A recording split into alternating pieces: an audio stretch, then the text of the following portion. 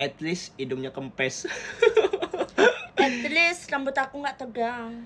At least gak perlu catokan. At least aku romantis. At least buat piti gak perlu nampak nenen. At least aku nggak punya bulu ketiak. At least bulket kita tebal boy. At least aku nggak cuek. At least aku cool boy.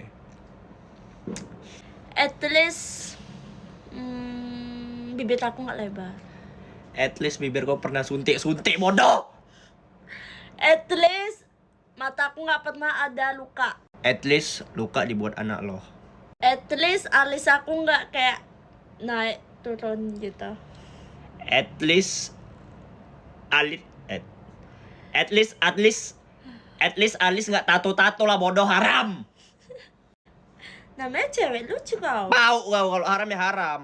At least aku nyari pasangan yang nggak genit. At least Kusai mirip aku kali, ya nggak? Nggak ada, itu anak aku. Jadi time aku kok bisa pula mirip kau, mirip aku dia. Mirip aku?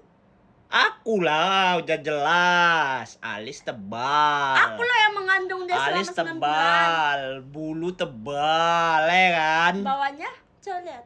Iya, udah abang cukur lah, Dek. Pas kali nih malam tahun baru. Adek ada nanas muda? Gak ada kan? Tapi nggak apa-apa. Tembak dalam pun abang gas aja, Dek. Kita kan udah halal. Nggak mau lah, Bang.